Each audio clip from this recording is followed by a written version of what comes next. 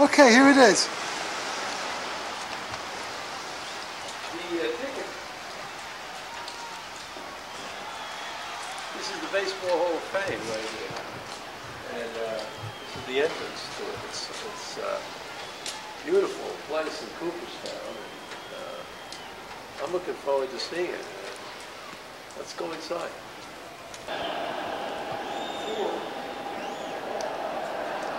Excuse me, sir. What does baseball mean to you? Baseball, to me, is America, and it's my memories, and it's my childhood and my youth, and it's Pee Wee Reese, and it's Jackie Robinson, and it's Gil Hodges, and it's my kids, and it's Little League, and it's growing up, and it's just everything there is. I mean, it's a metaphor for life, really. Baseball is a metaphor for life.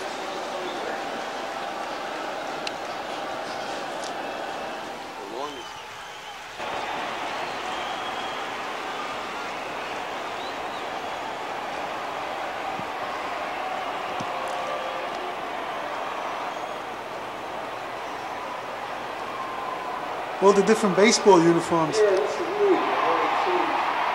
All right. These are my Padres. They got their current stuff up here, like their 1990 record. Amazing. Why did you get in there with them? How do you see photo? There it is. 55 Dodgers up here. That's the I manage that team. All right.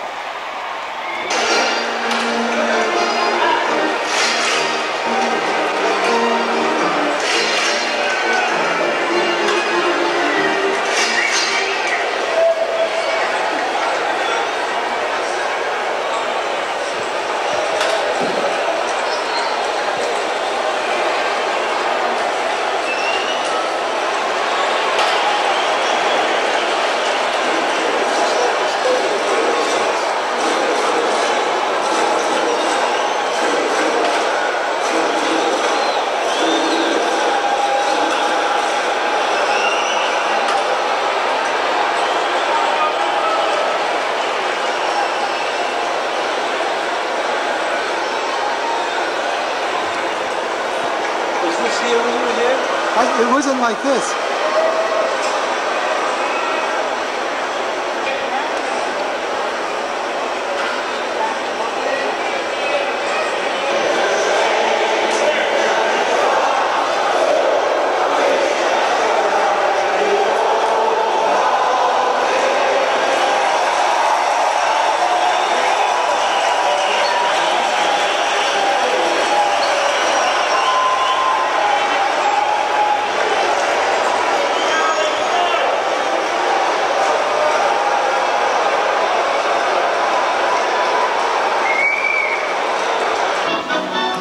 The National League in stolen bases in 1947 and 49, and in the '55 World Series against the Yankees, he made a dramatic steal of home with Yogi Berra guarding the plate.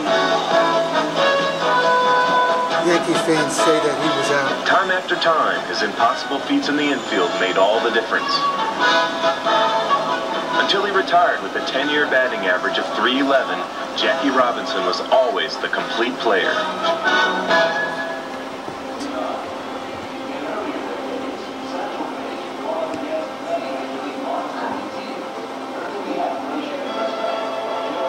Snyder was trailed by several big league scouts when he was in high school, but he signed with his first choice, the Brooklyn Dodgers. He played his first full season in 1949 on the way to more than 2,000 hits and over 400 homers. And he was just as great in the outfield.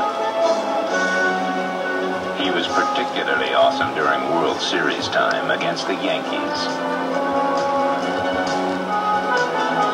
Los Angeles, the Duke went with him, still showing his old power at the plate. Duke Snyder, the Dodgers' all-time leader in home runs.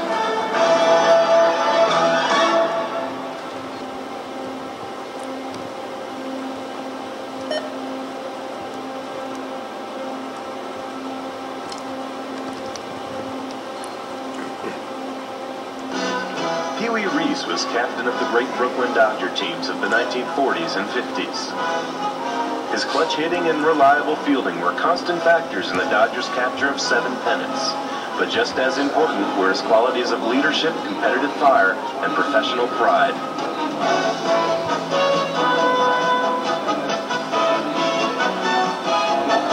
The outstanding shortstop hit home runs in the 1949 and 52 World Series.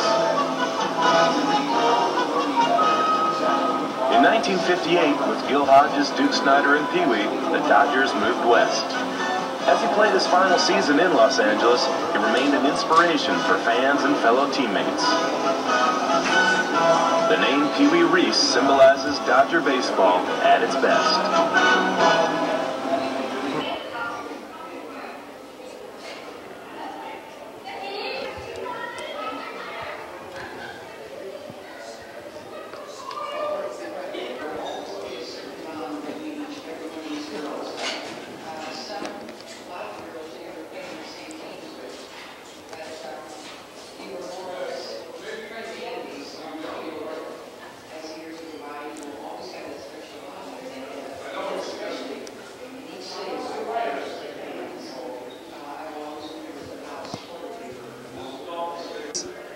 Who was the first player to openly get paid for playing baseball?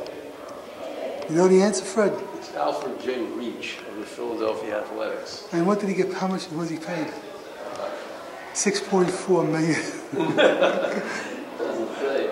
But Cincinnati Red Stockings were the first professional baseball team. They were the first team.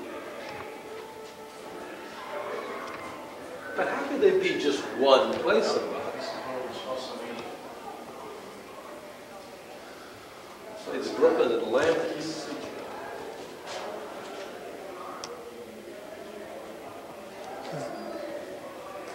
The baseball's there.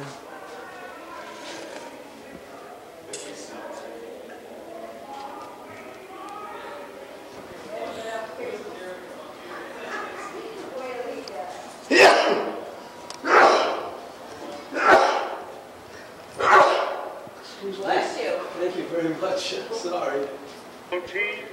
Chicago, give me time. The teacher. Excuse me, babe? Is that you, babe? Where are you now? I'm in that great ballpark in the sky.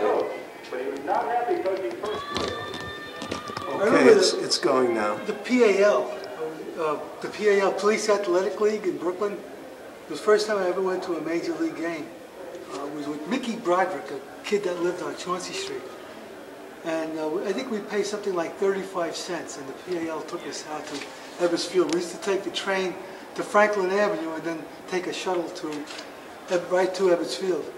I remember the first feeling, this feeling of entering Ebbets Field through the turnstile and seeing the baseball diamond for the first time was the thing I can still conjure up a memory of. The smell, the sight, the sound. It's something that has remained.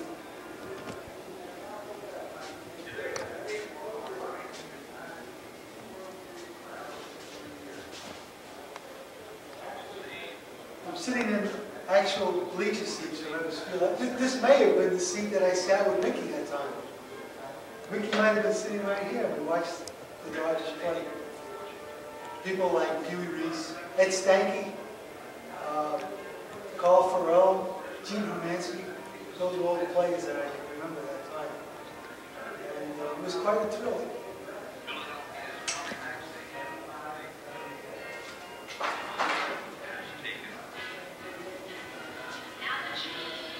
I think Ebbets Field was one of the great ballparks of all time because it was unique. People said it was a bandbox, but there was something unique about it. There was a sign at the bottom of the right field fence. If you hit that fence at a certain spot, you'd win a suit from Abe Stark. I think he went on to become a senator or something. Well, you know, I don't have a lot of very specific memories of Ebbets Field. They're kind of vague. I do remember the right field fence, and I do remember going there, taking the train there. And what I seem to have this memory of after the ballpark waiting for guys to come out to get their autographs. And then in those days, the players would come out and sort of walk to the subway or walk to the train instead of like getting in limousines, because they weren't like, it wasn't like a big deal. You know, it had a much smaller human scale. And that's what I remember about it.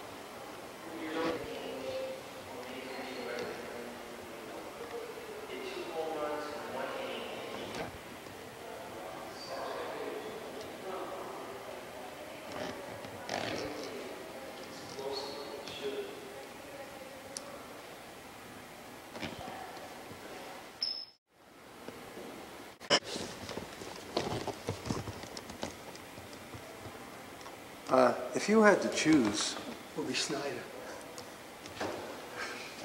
2, 3. Snyder. who would it be? Snyder. Of course. Snyder, of course.